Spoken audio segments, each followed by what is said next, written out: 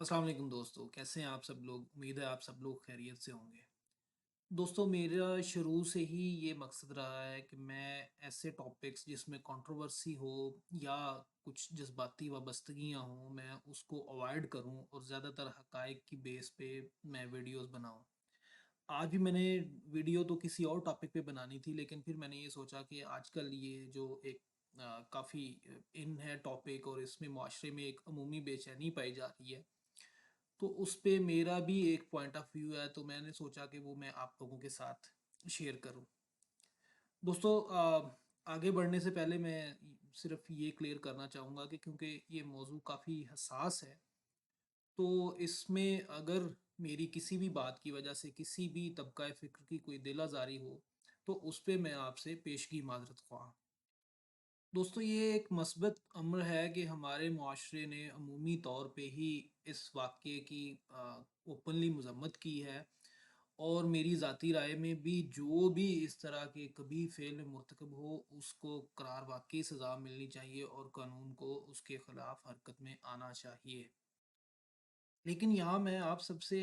एक रिक्वेस्ट ये भी करूँगा कि ज़रा एक लम्हे को ये सोचिए कि क्या ये इस बच्चे के साथ या इस जैसे लाखों बच्चे जो कि मदारस में पढ़ रहे हैं, उनके साथ होने वाली ये पहली और वाहिद ज़्यादती है? तो जनाब, मेरी ज़ाती राय में इन बच्चों की सारी उम्र ही मुआशरती ज़्यादतियों का सामना करते गुज़रती है,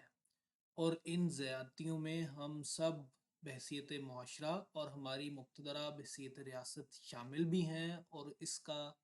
अज़ाला तो दूर की बात, हमें कभी शायद इसका तदारक भी नहीं हुआ कि ये बच्चे किन मुश्किलात का सामना कर रहे हैं।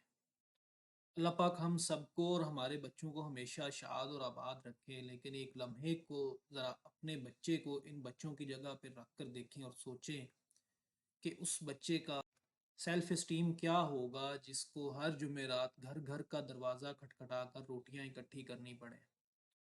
जिसको हर जुमा की नमाज के बाद अपनी मस्जिद या मदरसा के लिए हर नमाजी के आगे झोली फैलानी पड़े। फिर वो बच्चा जब बड़ा हो और वो किसी मस्जिद में इमाम मस्जिद बने, तो वहाँ भी उसे इनाज से लेकर अपनी बुनियादी ज़रूरियात तक मस्जिद कमेटी या इलाके के चौधरियों का मोहताज होना पड़े। और इस बच्चे का कसूर क्या है? सिर्फ यही कि उसके गरीब माँ बाप ने गुर्बत के हाथों और अपने मजहबी लगाव के हाथों उसको मदरसे में भेज दिया, और उसके बाद उसके इस्तेसाल का हमारे माशरे की हर इकाई ने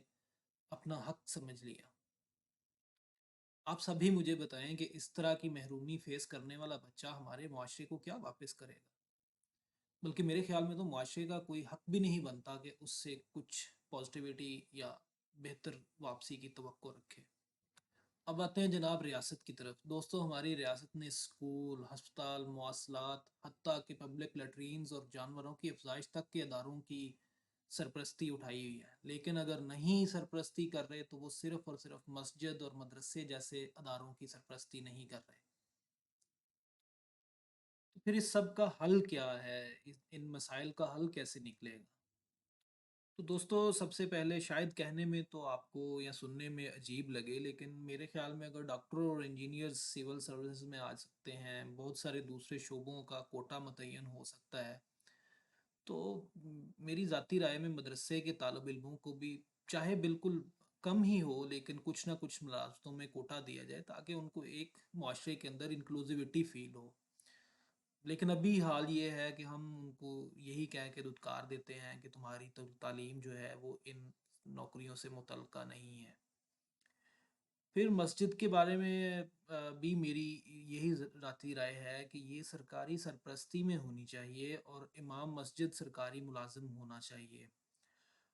इस पे एक सवाल ये आएगा कि इससे एक एडिशनल बर्डन, क्योंकि हमारी इकॉनमी का ऑलरेडी आपको पता ही है, तो एक एडिशनल बर्डन आ जाएगा हमारी इकॉनमी के ऊपर। तो मेरी ज़ाती राय ये है कि अगर ये कौम 25 साल तक पीटीवी की फ़ीस बिजली के बिलों में देती रही है, तो मेरे ख्याल में अगर हुकूमत कुछ इस तरह का ही मैकेनिज़्म डेवलप करे, तो शायद अवाम को मस्जिद के फ़ंड के लिए भी कुछ इस तरह की अरेंजमेंट में शामिल किया जा सकता है, और मुझे काफ़ी हद तक उम्मीद है कि लोग इस तरह के इक़दाम को मस्बत तरीके से ही उस पे रिस्पॉन्स करेंगे। اس کا فائدہ یہ ہوگا کہ وہ امام مسجد جو بیچارہ ٹوٹلی ڈپینڈنٹ ہے مسجد کمیٹی اور یا کسی اور اینٹی کے اوپر، اب کم از کم اس کو باعزت طریقے سے سسٹینیبل روزی اور مل جائے گی، اور اس کو کسی بھی مختلف لوگوں کے آگے ہاتھ نہیں پھیلانے پڑیں گے۔ دوستو، ہمارے معاشرے کا ایک عمومی مسئلہ یہ ہے کہ ہم اپنی ایموشنل باعث سے باہر نکل کے شاید نہیں سوچتے، لیکن میری صرف یہی عرض ہے کہ ہمیں اپنے اس طبقے کو بھی معاشرے کا حصہ بنانا ہوگا، اور انہیں یہ احساس دینا ہوگا کہ اس معاشرے میں ان کا کلیدی اور مثبت کردار ہے، ورنہ اگر ہم نے ان کو بے یار و مددگار ہی چھوڑنا ہے تو پھر ہمیں یہ بھی حق نہیں پہنچتا کہ ہم ان پر تنقید کرتے رہیں۔ یہاں میں اپنی ریاست سے بھی ہاتھ جوڑ کر استدعا کروں گا کہ ہم نے ان بچوں کو شہادت کے رتبے پہ تو بہت دفعہ فائز کر لیا، خدا را اب ان کی کچھ بہتر زندگی گزارنے کی طرف بھی توجہ کریں۔